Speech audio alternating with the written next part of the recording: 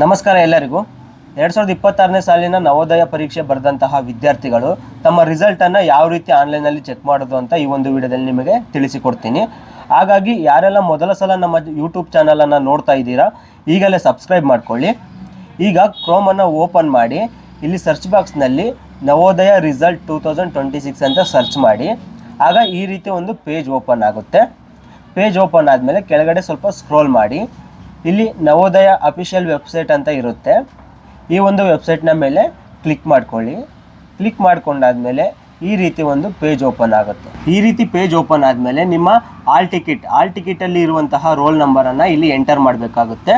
ಹಾಗೆ ಇಲ್ಲಿ ಕೆಳಗಡೆ ಡೇಟ್ ಆಫ್ ಬರ್ತ್ ಅಂತ ಇದೆಯಲ್ಲ, ಇಲ್ಲಿ ನಿಮ್ಮ ಆಲ್ ಟಿಕೆಟ್ನಲ್ಲಿ ಇರುವಂತಹ ಡೇಟ್ ಆಫ್ ಬರ್ತನ್ನೇ ನೀವು ಇಲ್ಲಿ ಎಂಟರ್ ಮಾಡಿ.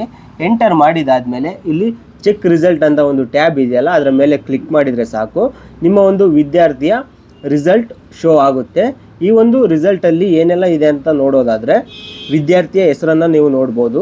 ಹಾಗೆ ರೋಲ್ ನಂಬರ್ ಇದೆ, ಹಾಗೆ ತಂದೆ ಹೆಸರು ಇದೆ, ಹಾಗೆ ಏರಿಯಾ ರೂರಲ್ ಅರ್ಬನ್ ಅಂತ ಇದೆ, ಆಗ ಬಾಯ್ ಅಥವಾ ಫೀಮೇಲ್ ಆ ಥರ ಇದೆ, ಕ್ಯಾಸ್ಟ್ ಇದೆ, ಹಾಗೆ ಡೇಟ್ ಆಫ್ ಬರ್ತ್ ಇದೆ. ಇಲ್ಲಿ ರಿಮಾರ್ಕ್ಸಲ್ಲಿ ನೋಡ್ತಿರ್ಬೋದು, you are provisionally selected for admission ಅಂತ ಇರುತ್ತೆ. ಅಂದರೆ ನೀವು ನವೋದಯ ಎಕ್ಸಾಮ್ಗೆ ಪಾಸ್ ಆಗಿದ್ದೀರಾ ಅಂತ, ನೀವು ಅಡ್ಮಿಷನಿಗೆ ಎಲಿಜಿಬಲ್ ಇದ್ದೀರಾ ಅಂತ. ಹೀಗೆ ಪರ್ಟಿಕ್ಯುಲರ್ ಆಗಿ ಇಂಡಿವಿಜುವಲ್ ಆಗಿ ಸ್ಕೋರ್ ನೋಡೋದಾದರೆ ಇಲ್ಲಿ ನೋಡ್ಬೋದು, ಪ್ರತಿಯೊಂದು ಸಬ್ಜೆಕ್ಟಲ್ಲಿ ಎಷ್ಟೆಷ್ಟು ಸ್ಕೋರ್ ತೆಗೆದಿರಾ ಅನ್ನೋದು ಕೂಡ ಇಲ್ಲಿ ನೀವು ಚೆಕ್ ಮಾಡ್ಕೊಳ್ಬೋದು.